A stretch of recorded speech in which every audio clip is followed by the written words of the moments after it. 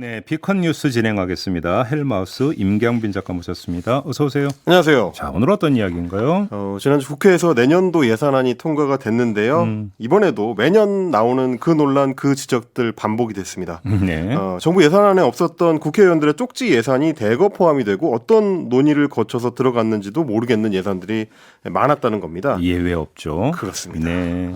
좀 한 번쯤은 좀 예외가 있었으면 좋겠는데 말이죠. 지역구하고 직결되는 문제니까. 그러니까요. 빠짐없이 꼭꼭 챙기죠. 네. 요거를 이제 나라살림연구소에서 한번 분석을 해봤는데 정부 안에서는 영원, 그러니까 이제 정부에서는 애초에 계획을 한 적이 없었는데 네. 새로 예산을 받은 사업만 76개나 됐다. 어휴. 이렇고요. 예. 뭐 세부적으로 보면 낙동강 먹는물 공급 체계 구축, 태릉에서 구리 고속도로 건설, 부전에서 마산 광역철도 사업, 공수처 청사 신축 사업 등등이 들어갔는데 네. 증액된 사업들을 보면 이제 여야 실세라고 할 수 있는 원내대표, 사무총장, 정책위 의장들의 지역구 관련 사업들 역시 깨알같이 반영이 되어 있습니다. 각 의원들의 소셜 미디어도 한번 이제 살펴봤더니 김기현 원내대표나 김도읍 정책위 의장 같은 경우에는 자기 지역구에 국비를 땡겨왔다. 이거를 재빨리 홍보를 하고 있었습니다. 역시 지역구 관리 차원 이렇게 봐야 되는 거죠? 그렇습니다. 그리고 이제 뭐 세부 항목별로 좀 살펴보면은 뭐 지역에서는 간절하거나 기묘할 것 같은 사업들도 분명히 있긴 합니다. 네. 모든 지역 문제를 다 기재부에서 정확하게 파악하기 어려우니까 지역구 국회의원들이 뭐 설명하고 반영하고 또 그걸 위해서 지역구 국회의원이 있는 것이기도 하니까요.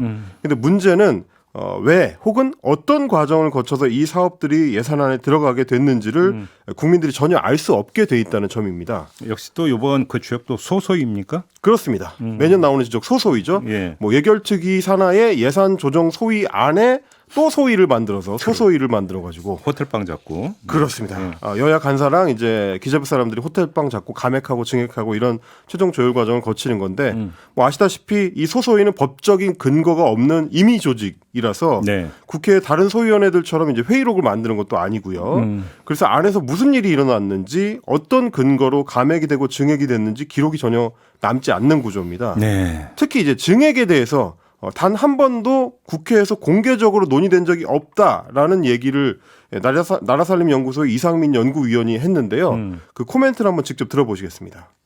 사실은 정부가 만든 안을 증액 심의하는 일은 1초도 벌어지지 않아요. 증액은 100% 소수위에서만 이루어지는 거고요. 감액 중에서도 이 여야가 합의가 되지 않는 그런 부분은 다 소수위에서 이루어지는데, 그러니까 이런 증액 논의라는 게 단 한 번도 공개가 된 적이 없는 거죠. 그 말은 소수위에서 100% 이루어지니까.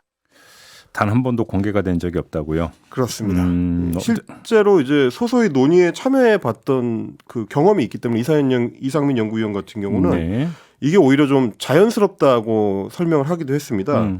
이 예결특위의 기본 진행 과정이라는 게 감액을 먼저 다 해가지고 합의를 끝낸 뒤에 증액을 논의하는 순서로 진행하는 게 이제 관행이라는 거죠. 네. 이럴 경우에는 이제 정부 안에서 얼마를 어디서 깎을지를 먼저 결정을 한 다음에 그 깎은 금액을 가지고 어디에 증액을 해줄지 이렇게 논의를 하는 구조라는 건데 네. 문제는 이 감액 논의가 국회 예산심의 과정에서는 끝나지를 않는다는 겁니다.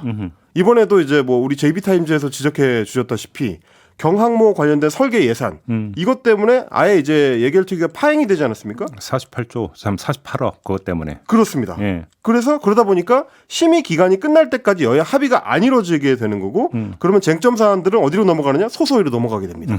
그러면 여야 간사들끼리 결정을 하고 감액 논의가 소소위에서 끝나니까 증액 논의는 한 번도 국회 안에서 이루어진 적이 없이 바로 소소위로 넘어가게 되는 거죠. 이제 이때 이제 쪽지 들어간다는 얘기인데 뭐 몇 년도부터 쪽지 예산이 아니라 카톡 예산이라고 하더라고요. 그렇습니다. 톡으로 보낸다고. 근데 이제 최근에는 카톡도 아니고 엑셀 예산이라고. 엑셀? 네, 엑셀을 통해서 이루어진다는 겁니다. 실제로 어떻게 이루어지는지를 이제 이상민 연구위원이 설명을 해줬는데요. 네. 직접 한번 들어보시죠.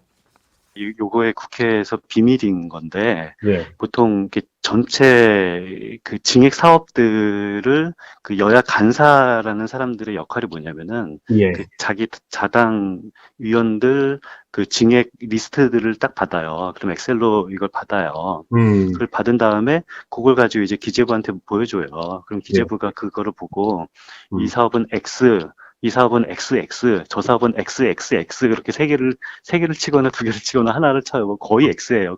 0이 되는 일은 거의 없어요.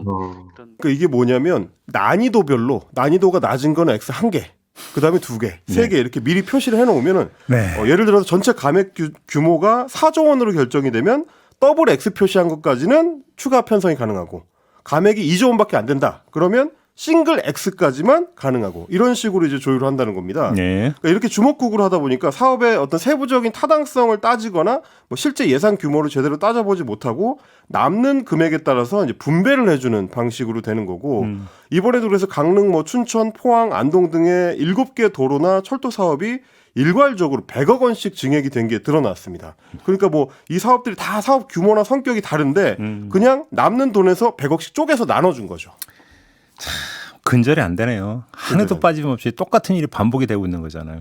그렇습니다. 그래서 이상민 위원뿐만 아니라 전문가들이 지속적으로 얘기하는 게 소소위를 없애는 게 안 된다면 최소한 속기록이라도 좀 남겨달라. 이게 이제 국회 회의록처럼 뭐 실시간으로 공개하는 게 부담스럽다면 5년이나 10년 뒤에 다른 뭐 비밀 기록들을 공개하는 것처럼 네. 텀을 두고 공개를 해야 된다라는 주장이고요.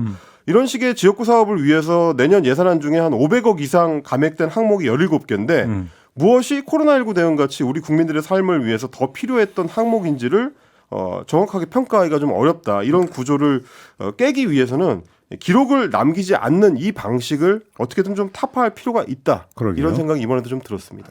그러게요. 뭐 법률안 그 마련할 때도 예산 들어가는 그 예산 검토 내용 반드시 첨부하도록 되어 있는데 그렇습니다. 600조가 넘는 그 국가 예산을 쓰면서 이런 식으로 하는 경우가 세상에 어디 있습니까? 말이 안 되는 거죠.